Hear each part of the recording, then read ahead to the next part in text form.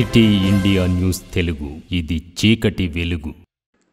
Welcome to city India news. రాష్ట్ర న్యాయ సేవాధికార సంస్థ ఆదేశాల మేరకు ఈ నెల 28న జిల్లాలోని అన్ని కోర్టుల్లో జాతీయ లోక్ అదాలత్ను నిర్వహించనున్నట్లుగా జిల్లా జడ్జి మరియు జిల్లా న్యాయ సేవాధికార సంస్థ చైర్మన్ బి పాపిరెడ్డి తెలిపారు. జాతీయ లోక్ అదాలత్ నిర్వహణ విషయంపై జిల్లా కోర్టులోని తన ఛాంబర్లో నిర్వహించిన మీడియా ప్రతినిధుల సమావేశంలో ఆయన మాట్లాడుతూ రాజీ పడదగిన అన్ని కేసులను 28న నిర్వహించే జాతీయ లోక్ అదాలత్లో పరీక్షించుకోవచ్చని తెలిపారు. క్రిమినల్ కేసులు, మోటార్ వెహికల్ యాక్సిడెంట్ కేసులు, ప్రీ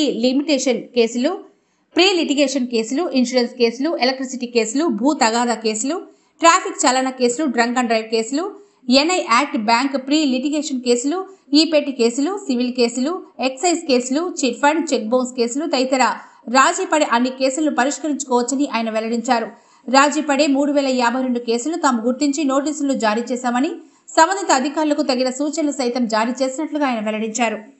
నెల 28వ తారీఖు జాతీయ లోక్ అదాలత్ జరపబడుతుంది. అన్ని కోర్ట్స్లలో కూడా ఈ లోక్ అదాలత్లో రాజీ పడదైనటువంటి క్రిమినల్ కేసులు అంటే కాంపౌండబుల్ కేసులు మరియు మోటార్ వెహికల్స్ యాక్సిడెంట్ కాంపెన్సేషన్ కేసులు, ప్రీ లిటిగేషన్ కేసులు, ఇన్సూరెన్స్, ఎలక్ట్రిసిటీ మరియు ల్యాండ్ డిస్ప్యూట్, ట్రాఫిక్ ఛాలెంజ్, మిగతా మన చెక్ బౌన్స్ కేసులు కానీ మిగతా అన్ని కేసులు కూడా రాజీ కుదుర్చని చట్టం ప్రకారం ఈ లోక్ అదాలత్తో రాజీ కుదుర్చబడుతుంది. ముఖ్యంగా ఏంటంటే దీంట్లో కాంప్రమైజ్ అయితే అప్పీల్ అనేది ఉండదు.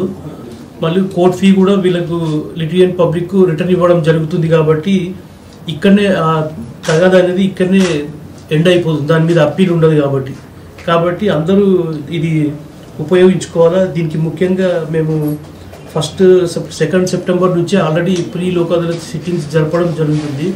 అందరూ కూడా జ్యుడిషియల్ ఆఫీసర్స్ రెగ్యులర్గా మీటింగ్స్ కండక్ట్ చేసి పోలీసు వాళ్ళు, బ్యాంకు, ఇన్సూరెన్స్ కంపెనీస్ అందరితో కూడా మీటింగ్స్ పెట్టి అయినన్ని ఎక్కువ కేసులు చేయడం జరుగుతుంది. దీనికి అడ్వకేట్స్ కానీ పోలీస్ డిపార్ట్మెంట్ బాగా సహకారం అందించారు.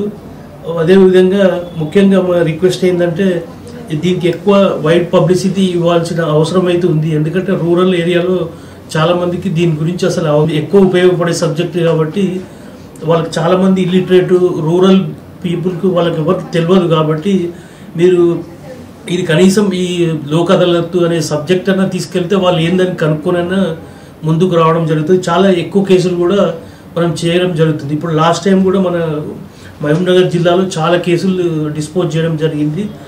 కాబట్టి ఈసారి కూడా అందరూ మన ముఖ్యంగా పోలీస్ డిపార్ట్మెంట్ కానీ, అడ్వకేట్స్ కానీ, ఇన్సూరెన్స్ కంపెనీస్ అందరూ కూడా ముందుకు వస్తున్నారు.